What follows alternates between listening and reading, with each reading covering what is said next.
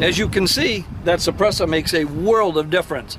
No matter whether you're running something in subsonic velocities or supersonic velocities, most of the magic is in the suppressor itself.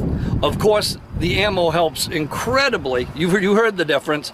A subsonic round is much, much quieter than a supersonic round, but either way, you're not getting that blast.